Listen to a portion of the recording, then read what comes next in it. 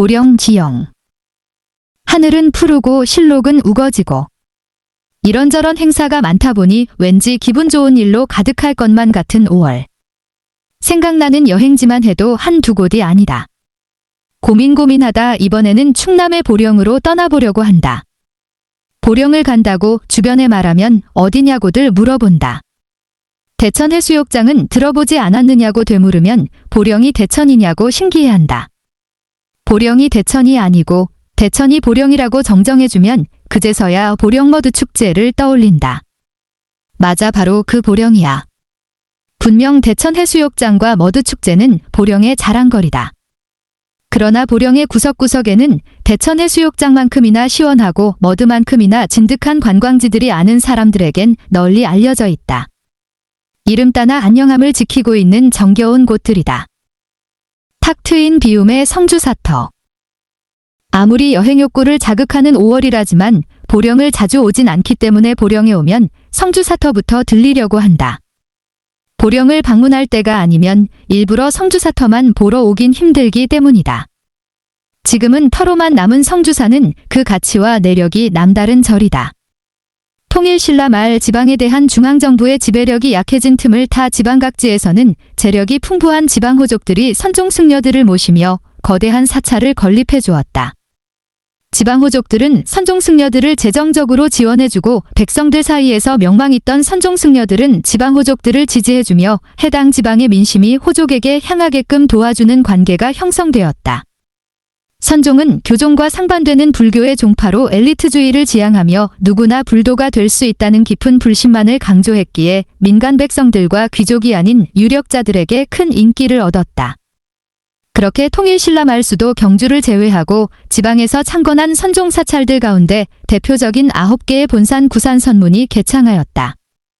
보령의 성주사는 구산선문 중 가장 규모가 컸던 사찰이었다. 임진왜란 때 완전 소실되어 지금까지는 폐사지로 남아 전해지고 있다.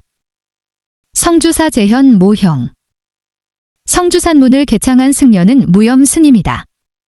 원래 백제시대 때 이곳에 오합사라는 절이 세워졌으나 이후 몇백 년이 흐른 뒤 신라마을 당나라에서 귀국한 무염 스님이 보령의 호족이었던 김은의 지원하에 오합사를 중창하고 이름을 성주사로 개칭하며 성주사가 탄생하였다. 무염은 신라왕족 출신으로 신라하대의 여느 승려처럼 당나라에서 20여 년간 유학을 한 이력이 있다. 귀국 후 무염 스님이 건설한 성주사는 교단이 더욱 확대되어 무려 2,000여 명의 승려들이 수도했다고 한다. 선종의 승려들은 지방호족과 결탁했기에 중앙의 신라왕족 혹은 귀족들과는 척을 질 수밖에 없는 관계였으나 무염 스님만큼은 신라하대의 여러 왕들이 스승으로 모셨다. 당시 그의 별명은 동방의 대보살이었다고 한다. 성주사터에 도착해 크지 않은 박물관을 살짝 둘러보고 나와 성주터 내부 권역으로 들어오면 싱그러운 풍경의 시야는 물론 마음까지 탁 트이게 된다. 원래부터 폐사지를 좋아하지만 내가 그동안 생각해온 폐사지의 매력은 해가 지는 불그스름한 하늘의 파멸의 정념을 자극해주는 비장의 미학이라고 생각했거늘 5월의 성주사터는 폐사지의 매력이 무궁무진함을 일깨워준다. 낮은 돌담이 포근하게 안아주고 있는 가운데 싱그러운 풀들의 초록색과 구름 한 점 없이 막디 맑은 하늘의 파란색의 조합은 폐사지를 생기 가득한 공간으로 만들어준다. 바람에 살짝씩 흔들리는 풀들은 마치 초록 파도를 보는 것 같고 풀밭과 하늘 사이의 산들은 풍경의 그라데이션이다. 적당히 넓은 이 폐사지에 탑비와 석탑 몇 개 덩그러니 놓여 있고 나머지 비어진 공간은 내 감수성으로 맘껏 채우기 몫이다. 돌담과 풀밭과 하늘이 격한 포옹보다는 살포시 내 손을 잡아주는 보드라운 살결의 손길 같다. 그렇게 풀밭을 천천히 헤치고 국보 8호 낭예화 상백월복광 탑비 앞에 선다. 국보 8호 성주사지 낭예화 상백월복광 탑비는 신라하대 진성여왕 4년 차이던 890년 무염스님 801에서 888을 공적을 기록한 탑비다. 불교 사회에서는 승려를 조형적으로 기념하는 방법이 두 가지가 있다.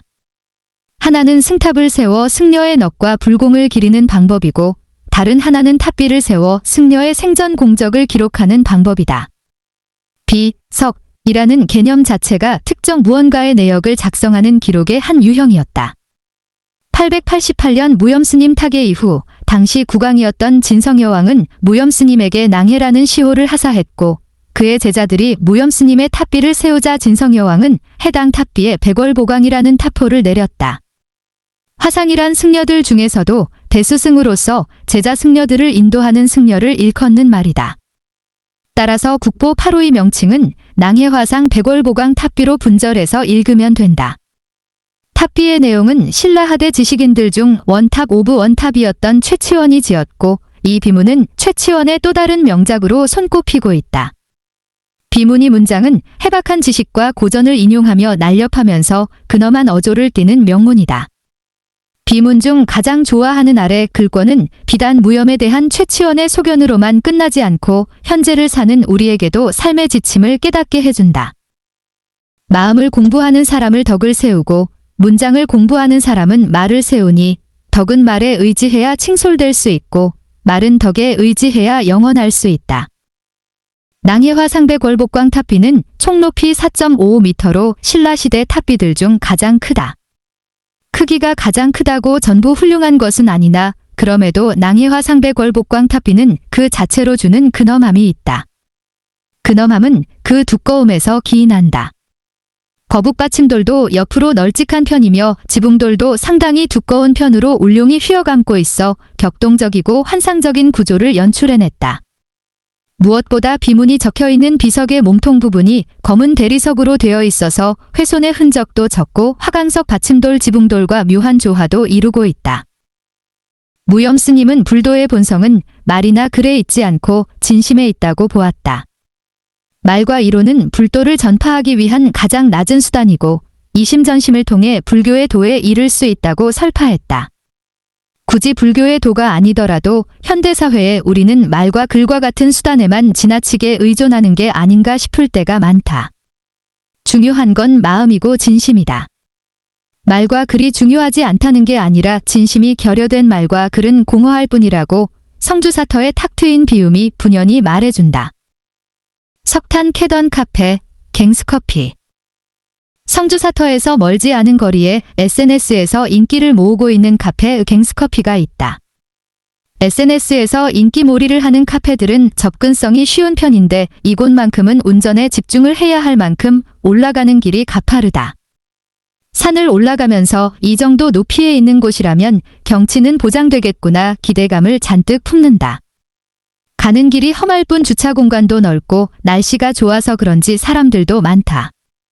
최근 젊은 세대에서 많은 사랑을 받는 카페의 건축 디자인이 노출 콘크리트다. 외벽을 별도의 장식으로 마감하지 않고 구조체인 콘크리트를 직접적으로 노출시키는 디자인이다. 처음 유행할 때야 신기하긴 했지만 근래에는 노출 콘크리트의 카페 디자인이 워낙 많다 보니 질리는 맛이 있고 오래도록 이어져 오던 건물을 재활용하지 않고 새로 짓는 건축의 노출 콘크리트는 자기적인 느낌 물씬이다. 그러나 갱스커피의 경우 허물어져 가던 원래의 건물을 그대로 재활용하여 증축하여 카페로 운영 중인 곳으로 세월의 끈적한 생명력이 역력한 곳이다. 원래 이 건물은 탄광에서 석탄을 캐던 광부들의 시설이었다.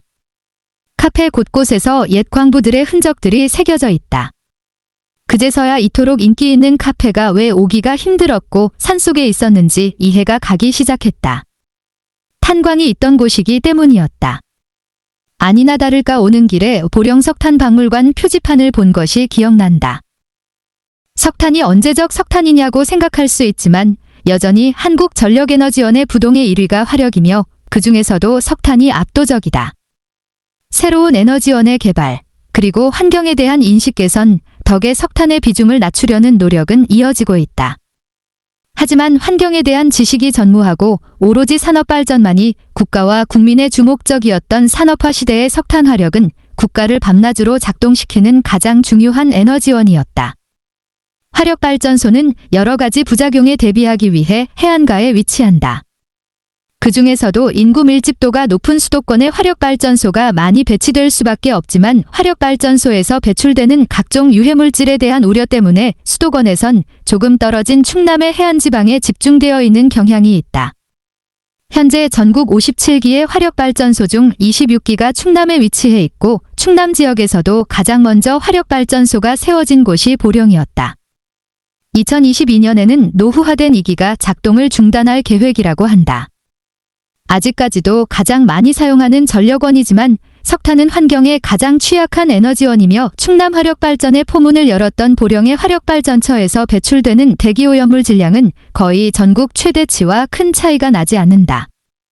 보령은 일제강점기 때부터 광산으로 개발되어 왔다고 한다.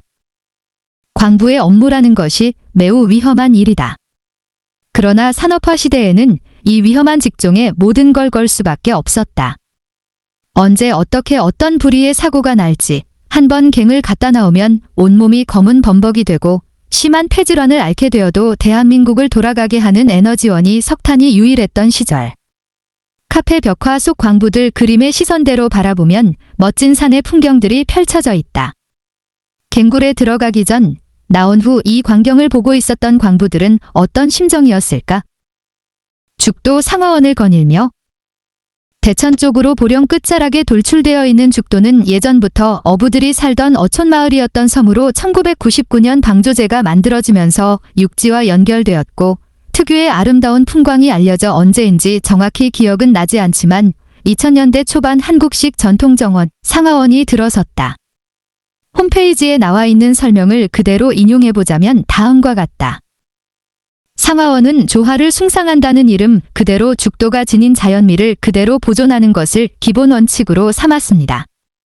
섬 전체가 하나의 정원으로서 자연과 조화를 이루는 돌담과 회랑, 그리고 전통 한옥과 빌라 등이 한데 어우러져 걷고 싶고 쉬고 싶고 만나고 싶은 공간을 이루고 있습니다. 섬 전체를 둘러싼 2km 구간의 지붕형 회랑은 세계에서 가장 긴 것으로서 눈비가 와도 해변 일주를 할 수 있게 조성되어 있으며 새롭게 조성된 석양정원은 바다 가까이에서 바위에 부서지는 아름다운 물보라와 파도 소리를 들으며 상하원의 황홀한 석양을 감상할 수 있습니다. 또한 350m의 석양정원에는 세계적인 규모라 할 수 있는 108개의 나무 벤치가 편안함과 여유로움을 선사합니다. 회랑을 따라 섬 한 바퀴를 돌기만 해도 상하원의 주요 시설을 거의 감상할 수 있으며 곳곳에 꾸며진 해변 연못과 정원 등을 만나면서 시원하게 펼쳐진 바다를 조망하실 수 있습니다. 상하원 홈페이지. 상하원은 죽도 섬 둘레를 따라 놓여진 회랑을 걷는 코스로 1인 6,000원의 입장료로 섬 한 바퀴를 돌 수 있다. 소요 시간은 약 40분가량 걸리는데 물론 회랑만 덩그러니 놓여 걷기만 하는 것이 아닌 중간중간 볼거리들이 가득하여 쉴 곳에서 쉬고 멈출 곳에서 멈추다 보면 더 많은 체감하지 못한 시간들이 소요된다. 회랑을 15분가량 걷다 보면 중간에 쉼터가 나오는데 이곳에서 입장료를 제시하면 떡과 커피를 대접받는다. 특별할 것 없는 종이컵 커피 한 잔이지만 아직은 무덥지 않은 5월 섬으로 찾아오는 바닷바람이 차갑기 때문에 커피 한 잔이 얼마나 든든하고 낭만적인지 모른다. 섬이 아름다운 건 섬 자체보다는 섬에서 바라보는 그 풍광이 아름답다는 뜻이다. 나무 회랑과 어울리는 흙, 호젓한 해송과 파도가 부딪히는 바다바위, 그 사이사이로 비추는 햇빛. 하얀 포말처럼 햇빛의 조각들이 바다에서 반짝인다. 하늘의 색감과 빛이 바다를 비추고 바다는 하늘을 적셔준다. 그리고 잔잔히 들리는 파도 소리까지. 한국식 정원이라고 하지만 상하원은 정원 구조라기보단 산책 코스의 회랑이 이어져 있다. 회랑의 모습은 한국적이다는 느낌보다는 오히려 동남아나 하와이 등 태평양 섬들의 이국적인 느낌이 물씬이기도 하다. 그렇다면 무엇이 한국적이다는 것일까? 정원을 대하는 자연에서 논의는 한국인들의 전통적인 사상이 상하원의 취지에 새겨있기 때문이 아닐까 한다. 한중일 세 국가의 정원 양식을 비교해 볼 때 가장 본질적인 차이는 정원에 대한 서로 다른 사상들이다. 우선 중국은 자연을 즐기기 위해 자연을 인위적으로 만들어낸다. 한국과 일본의 경우 실제 자연을 감상하기 위해 인간이 자연으로 다가가는데 일본은 경치가 가장 아름답다고 받아들여지는 딱 한 군데를 지정하여 그곳에 정원 건축이 들어선다. 따라서 일본식 정원은 한 가지 장면만 볼 수밖에 없다. 반면 한국식 정원은 감상자 위주가 아닌 자연의 흐름과 라인에 가장 어울리는 곳에 건축이 들어서고 최대한 건축 자신을 감추며 감상자로 하여금 가장 아름다운 경치를 알아서 찾게 하는 방식이다. 따라서 한국식 정원은 감상자의 시선에 따라 천차만별의 장면들이 나올 수 있다. 상화원을 걷다 보면 이런 한국식 정원 사상과 태도가 잘 살리려고 애쓴 사실이 느껴진다. 정말로 내가 위치하는 곳마다 다 다른 모습의 바다와 하늘과 나무와 흙과 바위를 볼 수 있다. 하늘도 마찬가지다. 지구는 멈추지 않고 자전하기 때문에 매시가 그 모습이 다를 수밖에 없다. 새벽 일출 아침 정오 대낮 일몰 저녁 밤 기 사이사이 명명되지 않은 하늘의 미세한 차이를 알아내는 즐거움 또한 감상자의 몫이다. 내가 입체적인 만큼 더 다채롭고 많은 아름다움을 누릴 수 있는 것이다. 코스 마지막 여러 채의 한옥들이 즐비하다. 지방별 한옥의 모습들은 어떻게 다른지 비교해가며 여기저기서 사진을 찍는 재미로 죽도 상화원의 대미를 장식해본다. 오천항의 키조개. 죽도를 나와 오천항 쪽으로 운전하고 숙소에 도착하니 어느덧 저녁 먹을 시간이 지났다. 숙소를 오천항 근처에 잡은 이유는, 그리고 굳이 5월에 보령을 찾은 이유는 오천항의 키조개가 주된 목적이기도 했다. 아주 큼직막한 몸체가 특징인 키조개는 4에서 5월이 제철이며 생긴 것이 농기구 키를 닮았다고 해서 붙여진 이름이라고 한다. 조개들은 관자를 이용해 움직이지만 움직이지 않고 갯벌과 지늘게 박혀 사는 키조개는 관자의 근육이 발달하지 않아 조개류 가운데 관자가 가장 크고 부드러우면서도 쫄깃하다. 정약전의 자산어보에는 기패라고 소개되어 있으며 조선시대의 민가에서는 기홍합이라고 불렀던 듯하다. 자산어보에는 키조개에 대해 큰 것은 지름이 5, 6치다. 생김새는 키와 같고 평평하고 넓으나 두껍지는 않다. 실 가닥처럼 생긴 세로 무늬가 있다. 색깔은 붉은색이다. 털이 있어 돌에 붙어 있다. 또 돌에서 떨어져 나와 헤엄쳐 다닐 수 있다. 맛은 달고 깔끔하다 않고 나와 있다. 본디 키조개는 남해안에서 많이 잡혔으며 특히 장흥이 키조개로 유명하다. 1970년대부터 갯벌이 발달되어 있는 서해안에서도 키조개가 잡혔으며 보령 인근 해역에서도 키조개가 많이 잡히다 보니 오천항에는 키조개집 타운이 줄 서 있다. 오천항 수산물 판매센터 8호점이 유명하다고 해서 가급적 모든 키조개 요리를 먹어보고 싶어 코스 요리를 주문했다. 키조개 요리란 주로 크고 널찍한 키조개 관자 요리를 뜻한다. 키조개 관자회부터 샤브샤브, 무침, 양념까지 4가지 코스 요리가 나온다. 관자 자체의 연하고 부담스럽지 않은 맛은 깔끔한 소주를 부르고 요리 형태별로도 제각각의 맛이 난다. 회로 먹을 땐 식감이 훨씬 찰지고 익혀 먹을 땐 훨씬 쫀득하다. 마지막 볶음밥까지 포기할 수 없다.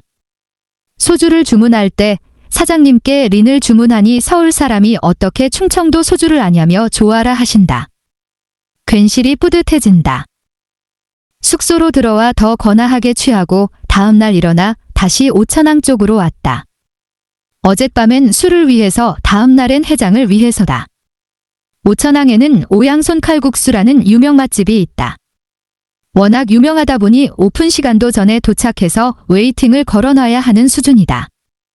이곳에서도 역시 단품보다는 세트로 시키는 편이 낫다. 서해안 일대가 갯벌이 발달해 있어서 조개가 잘 잡히고 그래서인지 칼국수 요리가 발달해 있다. 20대 초반 학교 선배들과 함께 대천에 와서 조개구이에 바지락 칼국수를 처음 먹었을 때의 충격이 잊혀지지 않는다. 오양손 칼국수 역시 서해안을 대표하는 칼국수집 중 하나인데 근래 들어 비빔국수로 이름을 알리고 있다. 확실히 비빔국수의 비주얼이 독특하긴 하지만 맛 자체는 일반 비빔국수와 크게 다르지 않다. 오양손 칼국수의 핵심은 역시 칼국수다. 식전 나오는 보리밥 또한 일품이다. 윤기 가득한 보리밥 위에 배추김치와 열무김치를 올려다 먹으면 역시 김치 맛있는 곳은 무조건 메인 요리도 맛있다는 명제가 새삼 떠오른다. 식당 설명문을 보니 30년 전 처음 문을 열 때만 해도 바지락만으로 육수를 우렸으나 점점 바지락 공급에 문제가 생기며 오천항의 특산물인 키조개로 대체했다고 한다. 키조개로 우린 칼국수까지. 장흥 부럽지 않은 오천항에서 키조개의 끝을 맛보고 왔다. 키조개가 자주 먹는 요리는 아니다 보니 올해 한 해 먹을 모든 키조개는 다 먹고 간다. 공효진도 반한 충청수영. 오양손칼국 개장 전 대기를 걸어놨음에도 웨이팅이 있어서 그 사이 바로 옆에 있는 충청수영을 산책하러 오기로 했다. 충청수영으로 진입하는 이 돌문 사이로 파란 하늘이 보이고 양옆으로 녹색의 수풀들이 장식해주고 있으니 이 돌문은 마치 새로운 세계로 들어오는 마법의 문만 같다. 별 장식 없이 아치형 돌문만 떡하니 놓여있는 것이 오히려 주변과 잘 어울리고 창덕궁 후원에 있는 돌문, 논산 관촉사에 있는 돌문과 더불어 내가 개인적으로 가장 좋아하는 돌문들 중 하나이다. 돌문을 지나 잔잔한 작은 풀들이 장판을 깔아주고 있는 공터의 트임에 시원한 공기 한 번 마시고 영보정에 오르면 고기 잡으러 나간 작은 고깃배에서부터 맑은 하늘만큼이나 널찍하고 잔잔한 바다가 비단처럼 펼쳐져 있다. 관아 자체가 삼면이 트여 있어 보는 재미가 남다르다. 확실히 군사시설이 있던 곳이 전망이 좋고 이는 지금도 마찬가지다. 한눈에 조망할 수 있어야 하기 때문이다. 충청수영은 오늘날의 용어로 끄집어와 말하자면 충청도 해군 사령부쯤 된다. 충청 방면 모든 수군을 관장하던 군사시설이었다. 조선시대에는 총 5개의 수영, 그러니까 5개의 해군 사령부가 있었다. 전라도의 좌수영, 우수영 하나씩, 경상도의 좌수영, 우수영 하나씩 그리고 충청도의 수영 하나가 있었다. 각 수영의 책임자는 수사라고 수군절도사의 줄임말이다. 수군절도사는 조선시대 군 장교가 오를 수 있는 가장 높은 관직이었다. 따라서 보령의 충청수영은 황해안을 지키고 사수하는 조선시대 수군의 상징이었다. 조선 초기 충청수영 소속의 군선은 142척, 병사수는 8,414명이었다고 한다. 이 때문에 충청수영성의 전망이 좋을 수밖에 없다. 영보정에서 경치를 배경 삼아 이런저런 사진들을 찍고 다시 내려가는 길에 이곳이 드라마 동백꽃 필 무렵 때 촬영 장소였다는 팻말이 놓여 있다. 일행의 말에 의하면 드라마의 인기에 힘입어 드라마 주인공이었던 공효진 배우가 촬영을 하며 보령에 크게 반했다는 수상소감을 남겼다고 한다. 드라마 메인 촬영지가 포항이라 뜬금없이 나온 보령에 의아했다고 하는데 이제 여기 와보니 무슨 말인지 알겠다는 것이었다. 식사 해장 전에 눈해장. 이보다 완벽한 해장 코스는 없다. 우유의 진심이다. 보령의 우유창고. 보령의 북쪽 천북면에는 보령우유에서 운영 중인 목장 겸 카페다고 소문이 나서 찾아가 보았다.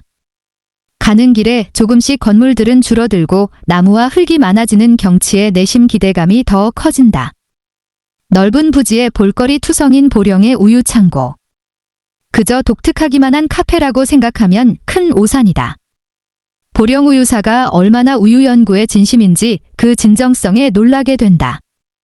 차에서 내리면 큼지막한 건물이 있는데 바른우유연구소라고 우유, 요거트, 치즈 등 건강에 좋으면서도 맛도 챙기는 품질 좋은 유제품을 만들기 위해 연구하는 기관이다. 사전 예약을 하면 이곳에서 유제품 관련 체험 활동도 가능하다. 길을 건너면 카페가 있다. 우유 창고이니 우유가 들어간 메뉴를 고민해보지만 개운한 커피도 땡겼던지라 카페라떼를 시키고 일행은 오곡라떼를 주문했다. 직접 만든 우유를 넣은 카페라떼이다 보니 깔끔한 목넘김이 인상적이었는데 오곡라떼를 먹은 일행은 묘한 표정을 짓는다.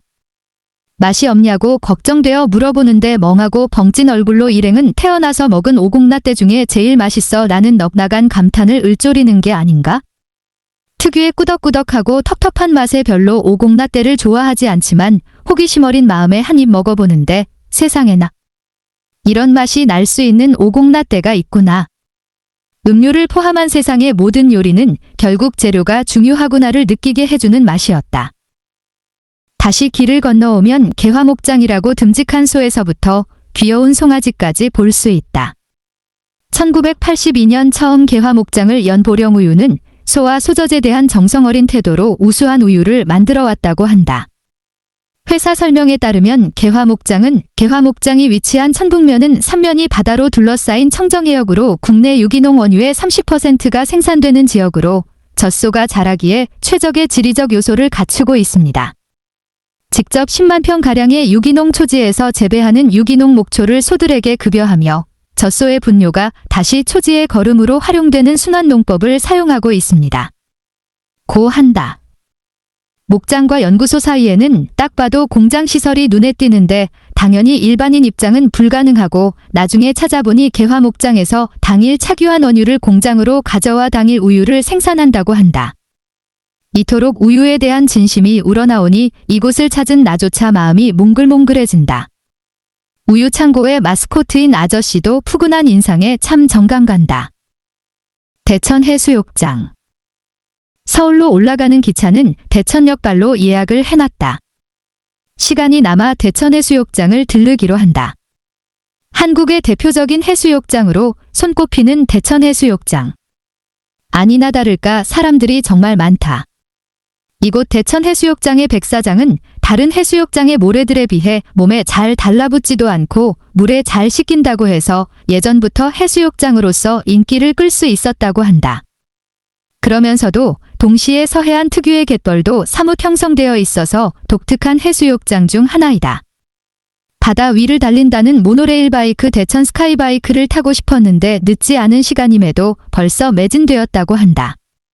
사전 예약이 안 되고 오로지 현장 예약만 가능하다 보니 경쟁이 치열한가 보다. 무언가 특별한 기억을 남기고 싶지만 아쉬운 마음을 뒤로하고 백사장을 그저 걷기만 하는데 저 높이 수직으로 치솟은 짚라인이 눈에 띈다. 일행과 눈치를 보다가 태어나서 짚라인에 도전해보기로 한다. 생애 첫 짚라인인데 장비를 맬 때만 해도 자신감이 넘쳐 흘렀는데 출발선에 서고 나면 바다의 아름다움보다 쿵쾅거리는 가슴이 더 신경 쓰인다. 직원분이 힘차게 밀어주며 쾌속으로 내려가는 순간 맞는 바닷바람의 카타르시스는 굉장하다. 중간에 멈추는데 바다 위 하늘에 둥둥 떠있는 신난 기분이 주체가 안 될 정도다. 너무 빨리 끝나 아쉬울 만큼 이제껏 왜 짚라인의 재미를 모르고 살았나 싶다. 다음번엔 숲속의 짚라인에 도전해봐야지. 대천하면 빼놓을 수 없는 행사가 바로 머드축제다.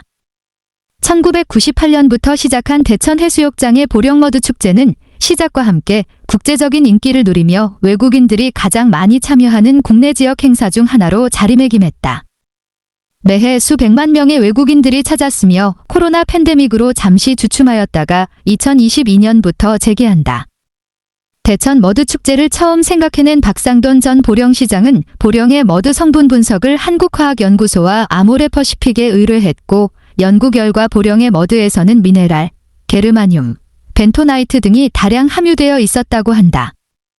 화학 원소에 대해는 잘 모르지만 피부 미용에 좋은 성분들이라고 한다. 보령 머드축제는 다양한 머드 관련 콘텐츠들로 구성되어 있고 머드의 미래 가치를 탐구하는 머드 박람회까지 개최된다. 보령 머드를 활용한 화장품까지 브랜드화되어 있다. 보령 머드 화장품은 천연 갯벌 진흙을 1년에 세척, 건조, 분쇄, 멸균 과정을 거친 원료를 생산하여 화장품 원료 등으로 사용하고 있다. 수백만 명의 외국인들이 찾아오는 보령 머드 축제는 국내외의 수많은 사람들에게 추억을 선사해 주었다. 그러나 팬데믹으로 인해 우리 모두는 추억을 잠시 제쳐두어야만 했고 여러 지역 축제들은 그간 쌓아두었던 이야기의 역사를 휴지시켜야 했다. 다행히 이제서야 그 이야기의 흐름이 다시 트이기 시작했다. 서울로 올라온 후 놀란 건 각종 편의점에서 보령우유산 빵들을 생각보다 쉽게 볼 수 있다는 것이었다. 편의점에서 보령우유 아저씨를 보면 여간 반가운 게 아니다. 보령을 다녀오기 전까지는 알지 못했기에 특별한 관심을 두지 못했지만 이제는 지나칠 때마다 나와 보령에서 만든 추억과 이야기를 재소환하는 느낌이다. 여행을 가서 만드는 추억과 이야기가 이제는 많은 사람들에게도 조금씩 되돌아오고 있다. 어느 한 영화의 대사따나 이야기가 되면 사라지지 않는다. He becomes the story. In that way he becomes immortal Tim Burton Big Fish. 저 위에 문장 주어 히를 무염승임으로 탄관광부들로 키조개를 캐는 어부들로 보령의 우유창고로 대천의 머드축제로 여행 떠나온 관광객들로 치환해보고 문장을 곱씹어보면 여행의 여운이 더 맴돈다. 여행의 재미를 더 깊이. 여행지와 어울리는 책 추천. 최시한 간사지 이야기. 간사지란 갯벌의 잘못된 표현이라고 하지만 바닷가 현지인들은 간척지라는 뜻으로 사용한다고 합니다. 과거 바다였던 지역 혹은 그 지역의 동네를 일컫는다고 하죠.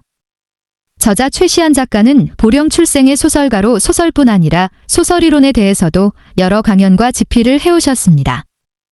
간사지 이야기는 저자가 살았던 고향 보령의 간사지 마을을 배경으로 여러 단편 소설들을 엮은 연작 소설집입니다. 분명 소설의 문체이긴 하지만 저자 개인의 경험이 주된 내용이기 때문에 수필에 가깝습니다. 더불어 연작 소설이지만 저자의 어린 시절부터 성인 시절까지의 특별하고 기억에 남은 과거의 파편들이기에 느슨하게나마 하나의 배경관이 공통적으로 흐르고 있습니다. 보령 여행을 다녀오신 분이라면 익숙하고 반가운 지명들이 여러 등장하고 비록 어촌마을에서도 시골에서도 자라지 않은 독자라도 매력적인 문장력 덕에 금세 몰입되어 저자와 같은 추억 속에 있는 느낌이죠. 대단할 거 없는 내용인 그저 평범한 개인의 소회일 수 있으나 가장 개인적인 이야기가 가장 예술적일 수 있다는 생각까지 들게 해줍니다. 여행의 재미를 더 깊이. 여행지와 어울리는 영화 추천. 켈리 라이카트 감독의 퍼스트 카우. 보령의 우유창고와 개화목장에 제대로 매료되어 이와 관련해 꼭 추천드리고 싶은 영화 켈리 라이카트 감독의 퍼스트 카우가 바로 떠올랐습니다. 프랑스의 가장 권위적인 영화 잡지 카에뒤 시네마 선정 2021년 최고의 영화로 꼽히기도 했으며 뉴욕 비평가협회상을 비롯해 미국의 각종 영화 시상식에서 상을 휩쓴 작품입니다. 감독 켈리 라이카트는 서부극을 주로 만들어 왔는데 팽창주의 정신을 기리는 기존의 서부극 기조와 다른 관점에서 서부극을 해석해왔습니다. 퍼스트 카우는 서부극의 주무대에서 비껴나 있는 오리건주를 무대로 오리건주는 미 서부에서도 가장 마지막에 편입된 주입니다. 이탈리아계 백인과 중국계 아시아인을 두 주인공으로 삼습니다. 미국 서부개척 시대의 이질적인 두 외국인의 우정과 연대를 중심으로 힘도 없고 돈도 없는 두 주인공이 수직적 팽창주의 및 자본주의의 먹이사슬에서 어떻게 버티며 살아가는가가 영화의 맹점이죠. 두 주인공이 연대하는 또 하나의 존재. 자본주의의 도구로만 인식되는 젖소 한 마리.